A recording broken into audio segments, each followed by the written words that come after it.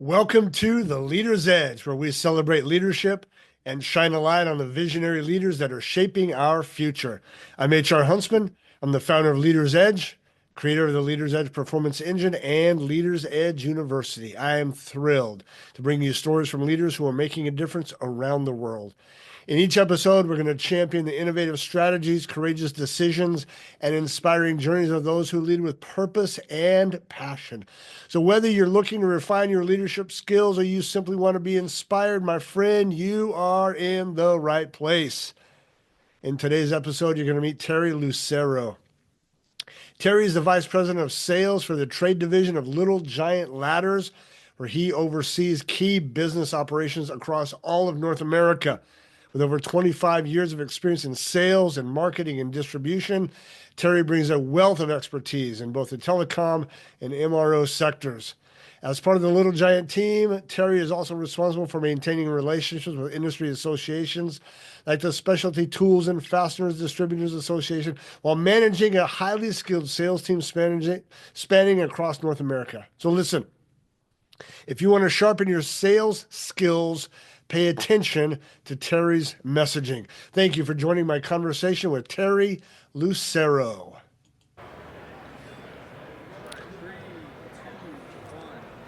Terry, thank you so much for joining me today. I really appreciate you taking your time and honoring us with your story and your experience. Thank you, HR. I'm very happy to be here and look forward to our discussion. Let's jump right into it. Give me your background and how you got into sales, especially in construction. So really graduated in the Northeast, went out there, started working for Black Decker and DeWalt, and that was really about 30 years ago when that all started. Wow. So I really found that it was fun to have that transactional relationship and more that DICOM two-way conversation to be able to sell a product and bring safety and innovation, and it's carried throughout my career.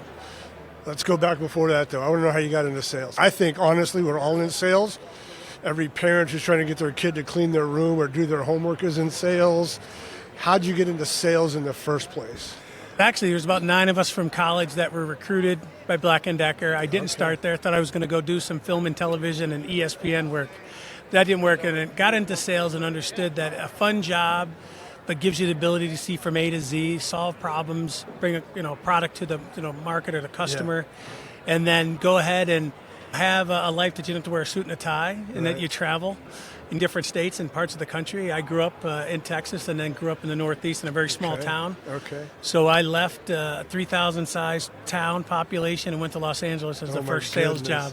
So it opened up a whole new world. So I said, you know what, this is pretty easy. This is pretty fun. They're going to pay me to do this. Yeah. And that's what I did. That's what got me into sales. As a kid, though, did you have a paper route, lemonade stand, anything of that nature that really... You'll actually laugh. It's funny. So I used to sell the pencils that were NFL or football pencils for 25 cents a pencil. All right, perfect. I did have a paper job in the winter. My mom would drive me around and we would go and toss those.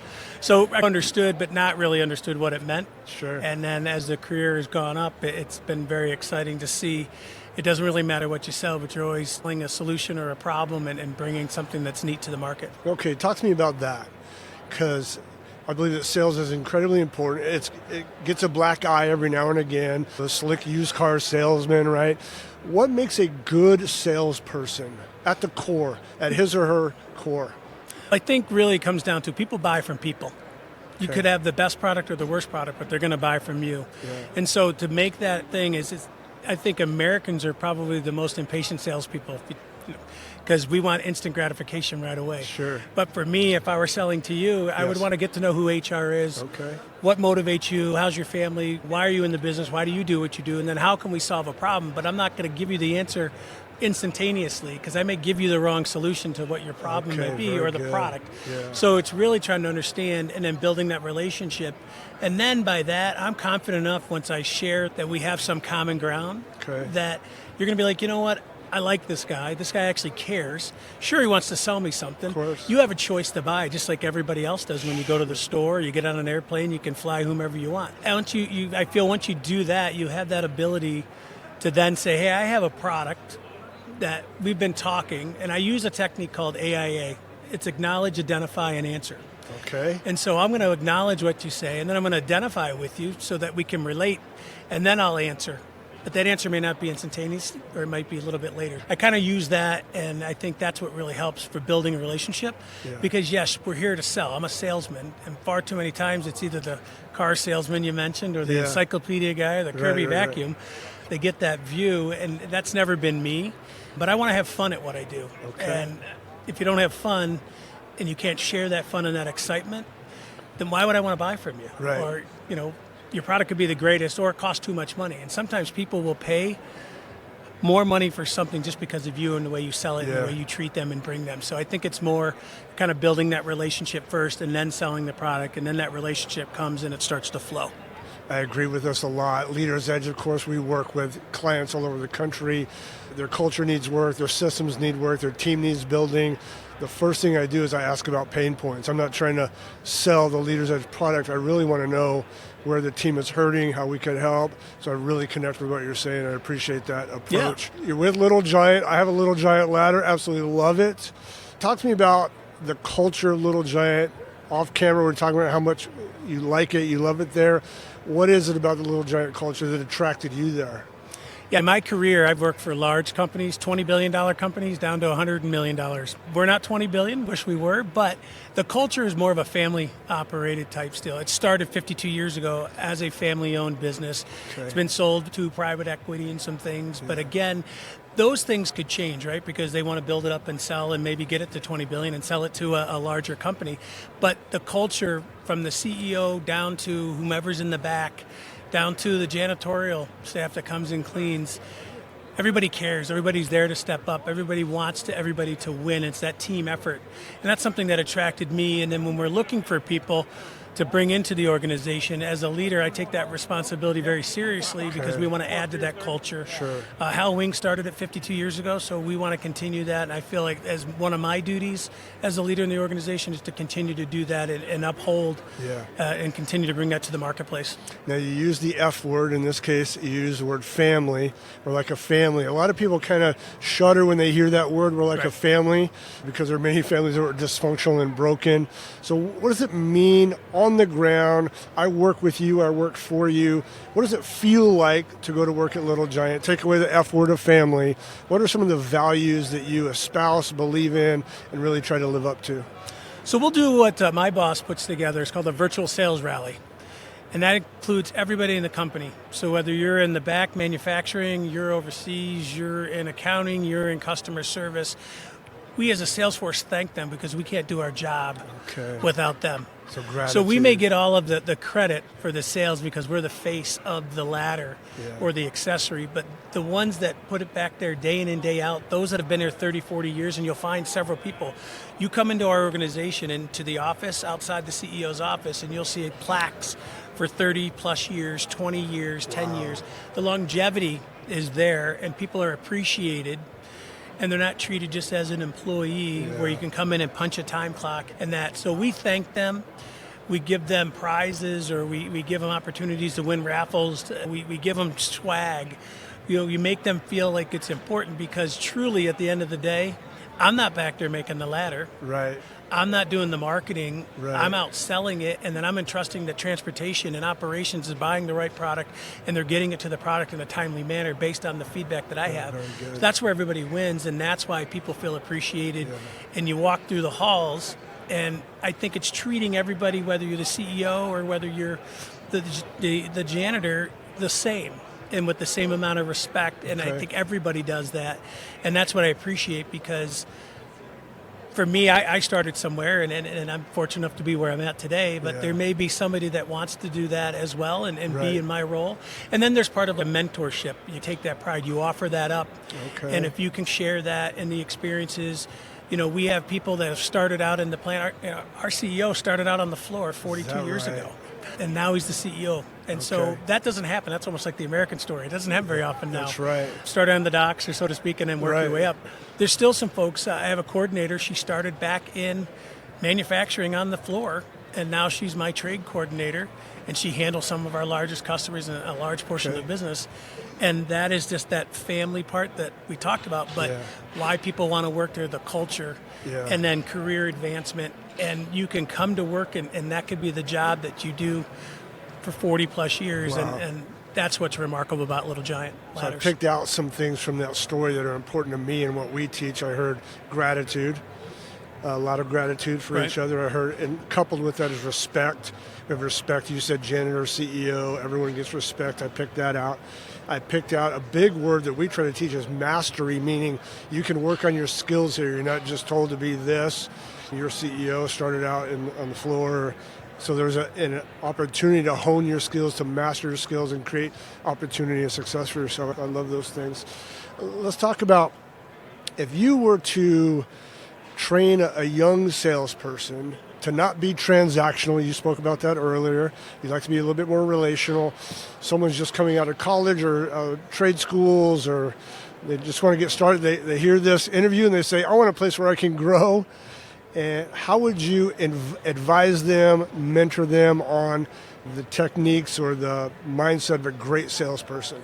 I'd say the days of starting in one job and going straight up versus doing one job, moving to the right, doing this job, moving to the left, doing this job, the lattice type, that's something they should pursue. Okay. The reason being is you're going to be more credible when you have operational, marketing, sales, that type of ability to bring. So if you're ever wanting a senior leadership position, it's more than just I can sell and it's bottom line. You need to understand top line and bottom line sales so you can get that experience. And that'd be one thing that I would encourage and challenge them to do. So take on as many responsibilities and different responsibilities within the workplace, but also understand the company mission and what we're doing. And in some cases, we're not selling a commodity product. Yeah. We're not selling a widget. We're actually saving lives. And that is a responsibility each and every day when we come. And that's what I enjoy, which is fun. We all know workers' comp's a real thing. Injuries are a real thing. Right. So when you can train and educate the employees that come in, and we put an emphasis on training, and I do with my people as well, because we have to train not only our people but our distributors. And we sell a product that could cause an injury. So you want to make sure that we're selling a product and we educate that they're using it correctly, and then ultimately they come back and want to do it again. And we talked about that transactional salesperson. I'd rather be the consultative type person and train them to be that business partner, that manager that understands, especially in today's pressures. We're in an economy right now that we know goes up and down with inflation and some things. And you never know what's going to happen, but maybe they're not going to go out and spend $500 for a ladder. If you educate them enough and you tell them why and the savings, it's going to be a little bit easier conversation versus I'm going to go spend $250 on that and take the $250 and spend it somewhere else. Right. So I think that's really key when they're coming in that training aspect. And then it really makes a difference because it starts building. It's the domino effect. Okay. And then you start doing that. Everybody starts doing it. And all of a sudden, you're not even thinking about it. You're not reacting. You're proactive and you just do it. Right. And then it starts to catch fire. Iron sharpens iron. Okay. And that's that method. You hit on a couple things there that really caught my attention. One is purpose. And everywhere we go, we teach master purpose, like really focus on purpose. How do you do that at Little Giant? How do you remind people we don't just make ladders, we save lives? How do you reinforce that logistically, boots on the ground? How is that done? So ironically, we use a thing called Typhoon, which I'd never heard of before I came here. And there's things on it every three times a week. They're little videos and clips, whether it be fire prevention. Today was electrical fires and how do you put them out. There's constantly training that takes place and that we're required to take. Okay. So that's the informal. Then there's some more formal types things. Okay. But when you walk into our corporate office, we have some pictures that are across, and it talks about we hear you, and we work on Main Street, and we bleed orange, and we bleed safety. Okay. And so it's ingrained, and then we're always enforcing that. And our packaging talks about that, and then our product backs it up. How do you carry that from the wall to the meeting? I think, again, you have to bring it, you have to live it, and you have to show it. Right. Again, when we're using ladders, we're always doing the 3-point. We don't just go and talk about it. We're actually physically doing it. We bring the customers do it. It's nothing that we can mandate, hey, you have to do a live. We have what we call Little Giant Live. So we'll bring that. That's our studios that do the pre and post training and education on safety, and that's what we start all of our stuff about. And then we do that to translate to the customer that they can give to their customer. I see. And so it's a continual thing, but it's built in without saying, here's a script. but you have to believe in it and buy into it. Sure. And I think you build that culture again, Yeah. and that trust, and people trust, and then they see that it works. Very good. That's probably the steps in the process that we do, and it's really on everything that we have on internal literature and our screens on our computers and different things. Okay. So we talk a lot about the culture, which I love, the training, all those things, the purpose, the mastery, the skill set, cross-training. What sets your ladders apart? Let's talk about your unique value proposition. What sets your ladders apart? Why would I buy a Little Giant Right. and not your regular 6-foot aluminum ladder? So I think if you look at a Little Giant ladder, it's about innovation, about creativity, For sure. and we're looking to solve some of the problems. So for instance, within the large industry payout for injuries, 30% is that muscle fatigue and the strain. We're going to build a ladder that's lighter, that's going to help be more efficient out there. So it's either going to have wheels, or we're going to do certain things so you're not lugging it around and carrying because the strains and the muscle fatigue. 20% of that comes back where you step off the ladder, the last rung of the ladder, the wrong way. So we add the ground cue on there. So the innovation, it's an audible plus a little vibration when you step on it. I did that over here, and I'm not even on the ladder. I'm stepping off my chair.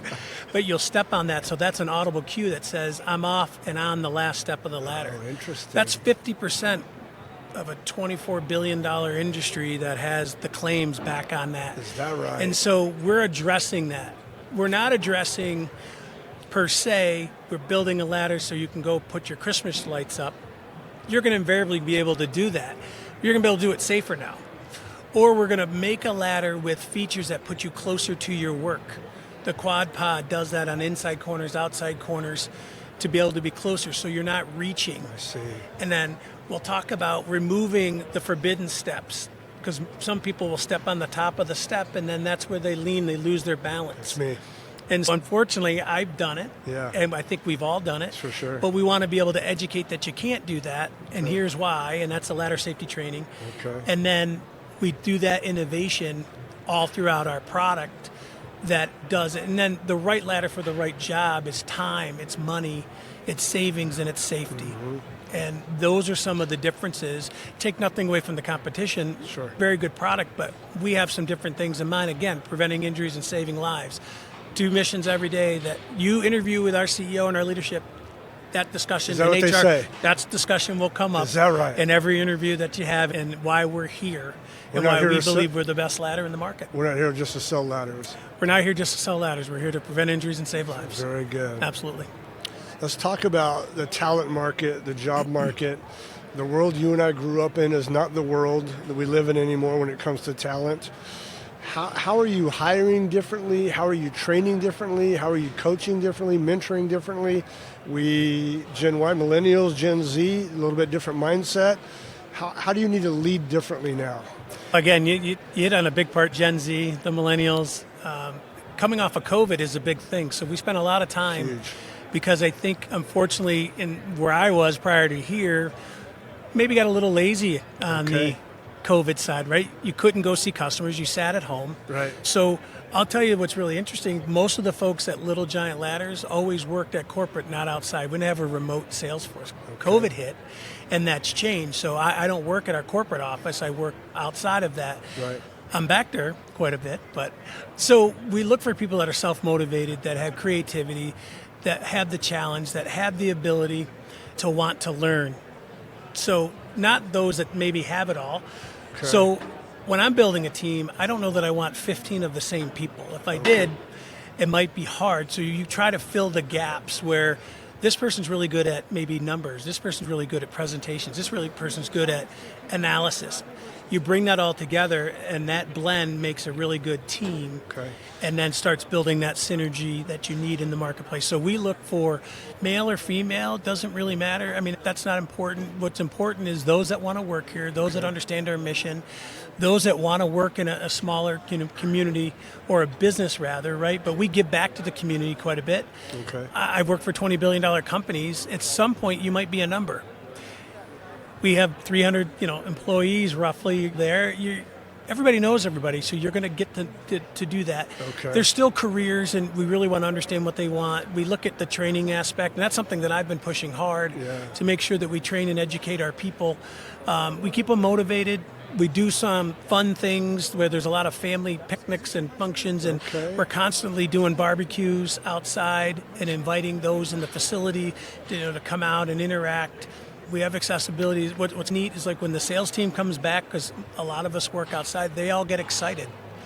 And that makes us feel good. Sure. We make them feel included. Okay, very we do good. things like here at the show where we're doing a live with the cameras.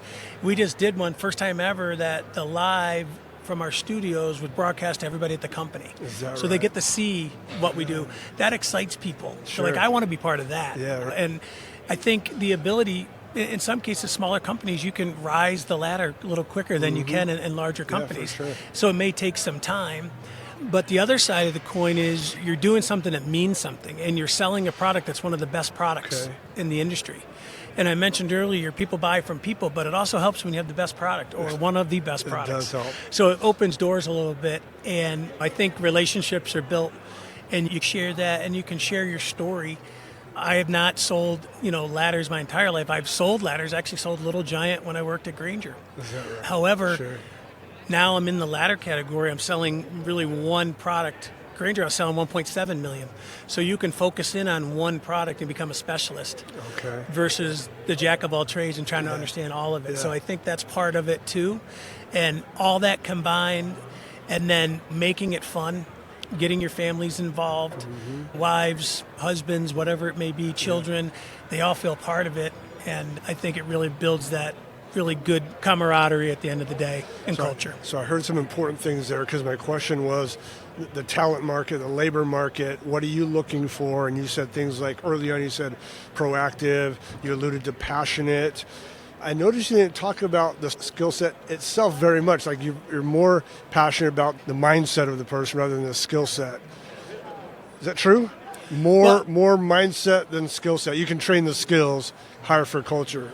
Yep. But I think if you're receptive to learning and want to learn, we can train you on how a ladder works and why, and the safety part of it. Yeah. I can't train you to get out of bed and be motivated to go sell. So you hire for that. That spark in the eye, that passion, you can't teach that. But you can teach somebody how to drive a car or bake a cookie or use a ladder. That's what we look for in people. It's that spark and that passion. Especially in this day and age, we talked about COVID and people not being there. I manage North America. I live in the Northeast. I don't know what my director or my salespeople are doing in San Diego, California. I'm not going to get on an airplane every day and fly across the country to find out. So you have to entrust that the people are doing the right things. But I can teach you about a ladder. Right? So that's some of the stuff that we look for. And I especially look for, and then I try to transcend that down to my leaders that are looking for people as well. I hear this again and again, more than ever in my entire career. I've been doing this for 30 plus years. More than ever I hear the skill set itself is not nearly as important anymore as the mindset, the heart set, the passion, the proactivity. We want people who want to work, that are passionate about life. You use the term of spark in their eye. We can teach the rest. We just get those people, we can mold them. I'll give you a little personal story. Yeah, my son, 21, I have a few, but he works a double at a restaurant, and he wants the next day off because he worked a double in one day. And to me, it's at a restaurant now, and more of the server type. But when you get into corporate America, you don't have the choice. So you start getting a little bit older.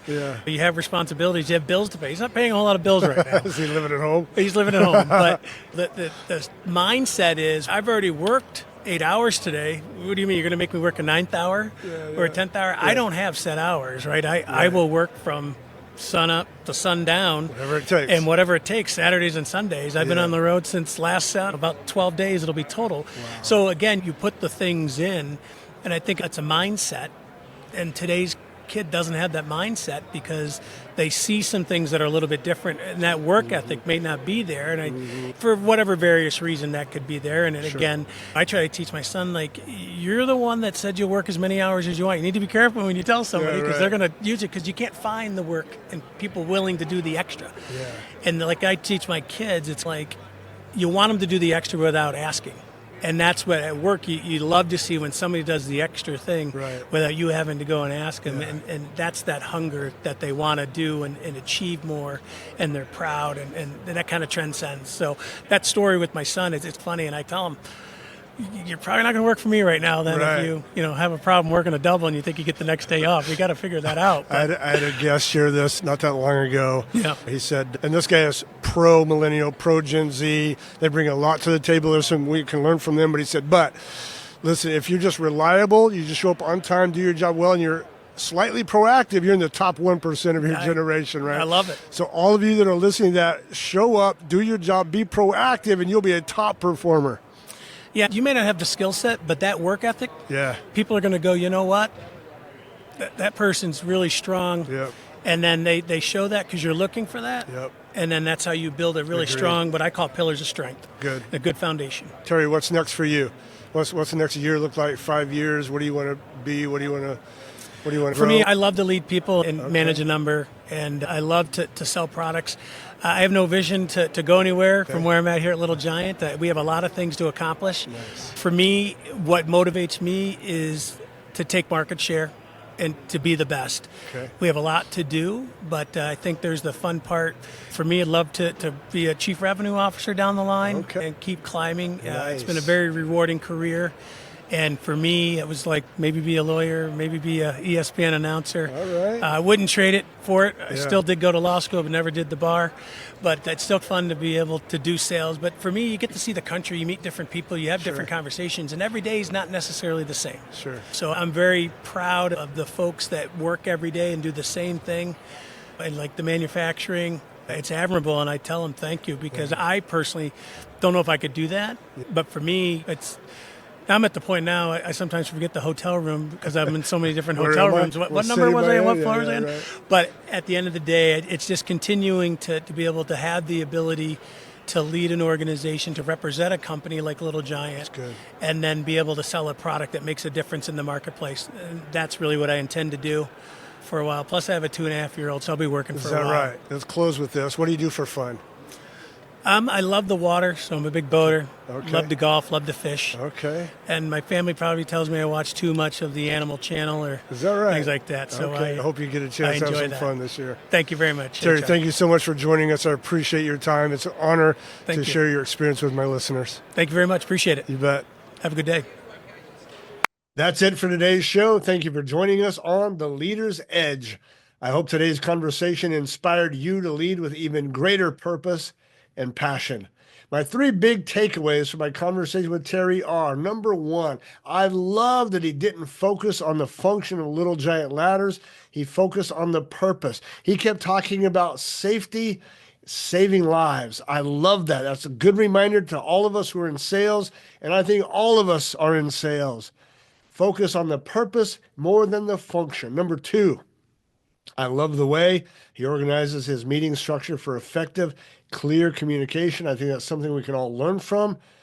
Meetings are good, necessary when they're effective and clear. And number 3, train, train, train. His team carries this same messaging at all levels.